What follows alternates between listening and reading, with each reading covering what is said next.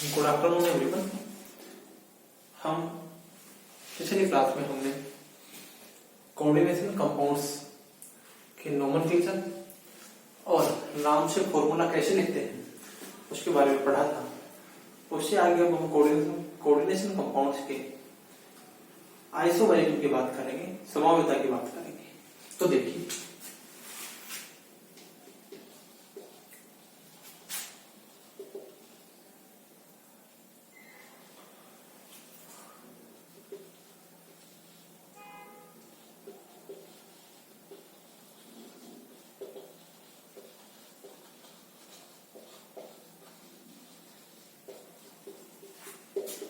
Isomerism in coordination compound.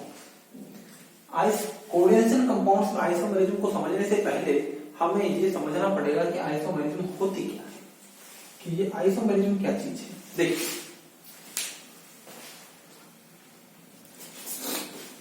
Isomerism का क्या मतलब है। देखिए,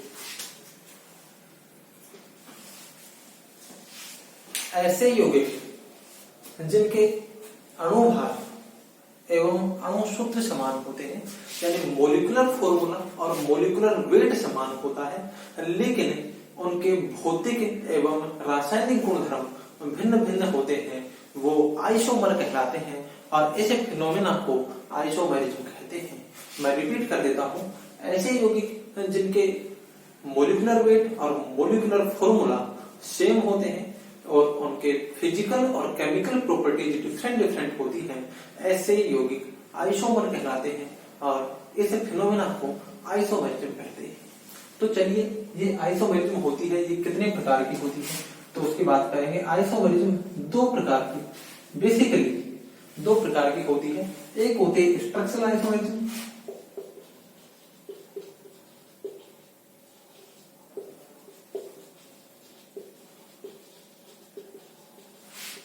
और दूसरी होती है स्टीरियो आइसोमेरिज्म।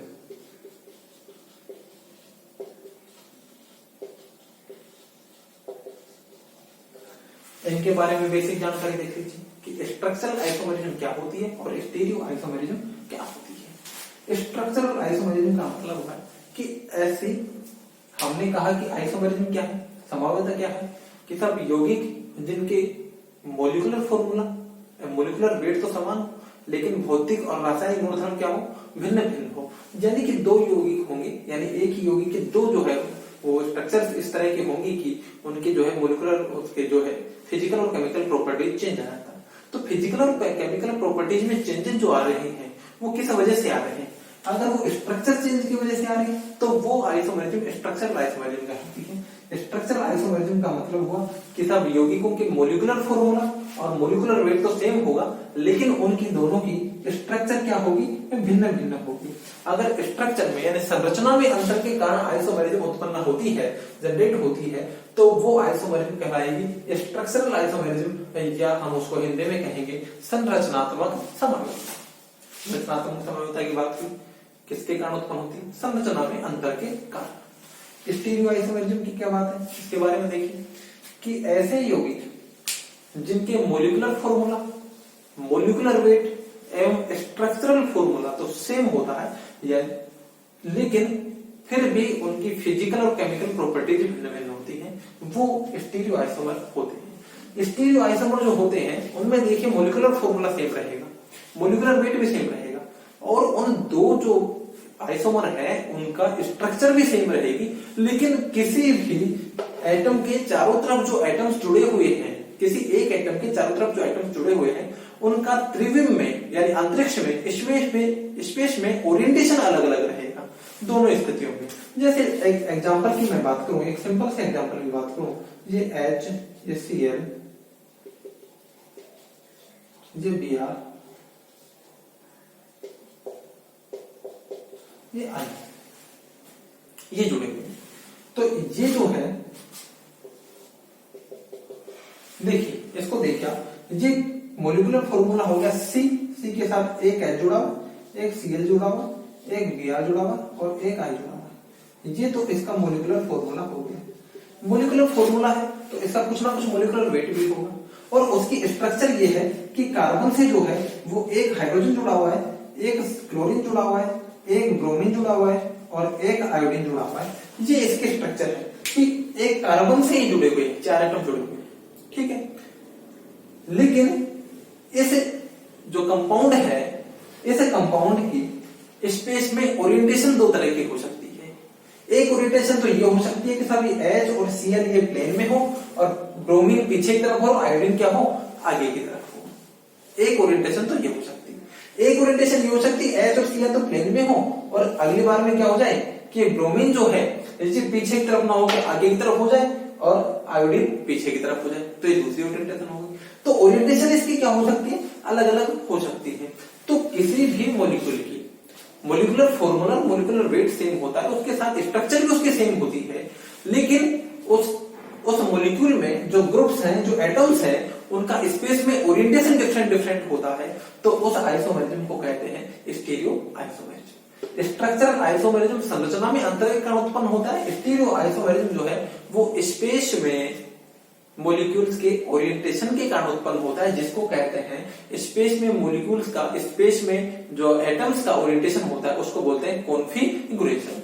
यानी कि ये कॉन्फिगरेशन के कारण उत्पन्न होती है। यानी कि मॉलिक्यूल, 2 मॉलिक्यूल्स का स्पेस में कॉन्फिगरेशन जो है वो अलग अलग मिलेगा। तो ये कोई एक सिंपल सी बात है कि आइसोमेरिज्म क्या होती है, स्ट्रक्चरल आइसोमेरिज्म क्या होती है और स्टीरियो आइसोमेरिज्म क्या होती है, वो हमने सिंपल सी बात की है। अब हम बात कर रहे हैं कोऑर्डिनेशन कंपाउंड्स में। तो कोऑर्डिनेशन कंपाउंड्स में भी स्टीरियो आइसोमेरिज्म तो वही रहेगी, स्ट्रक्चर आइसोमेरिज्म तो ये रहेगी। अब उससे आगे डिटेल और हम आगे बात करेंगे। देखिए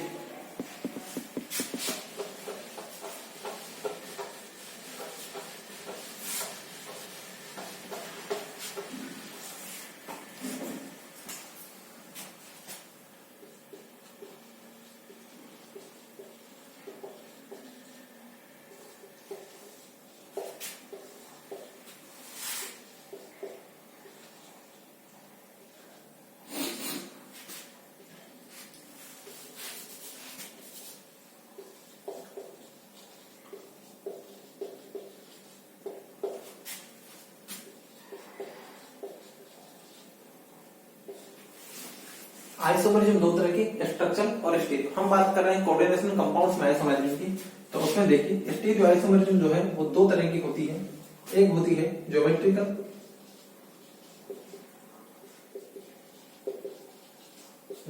आइसोमेरिज्म, और दूसरी होती है ऑप्टिकल आइसोमेरिज्म। और स्ट्रक्चरल आइसोमेरिज्म जो होती है ये कई तरह की होती है। पहली जो है वो है आयोनाइजेशन आइसोमेरिज्म।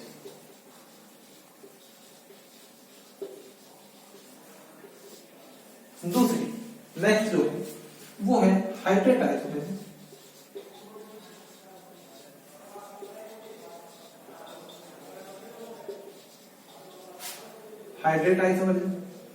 तीसरी जो है वो है लिंकेज।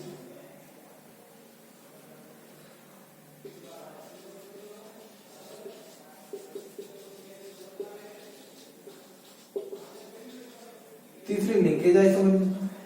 चौथी जो आइसोमेरिज्म है, देखिए हम टाइप ऑफ स्ट्रक्चरल आइसोमेरिज्म पढ़ रहे हैं। आयोनाइजेशन, हाइड्रेट, लिंकेज, नेक्स्ट है coordination isomerism,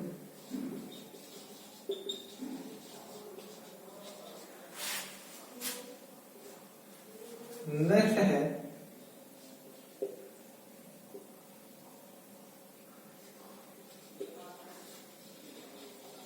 ligand isomerism, next है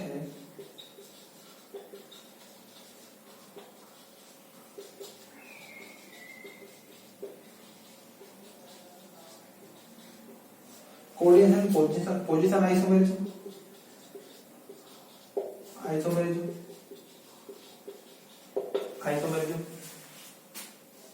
नेक्स्ट है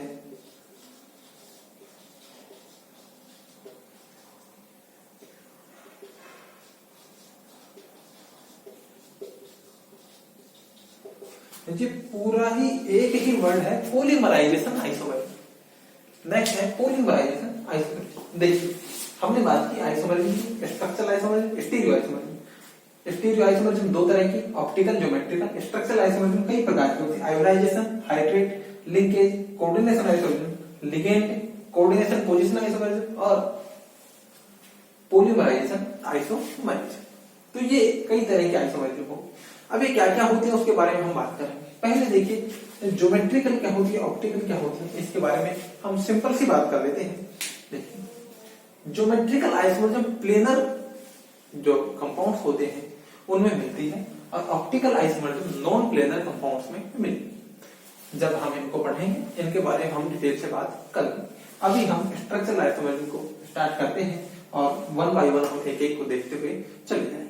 चलिए स्टार्ट करते हैं। पहली जो आइसोमरिज्म है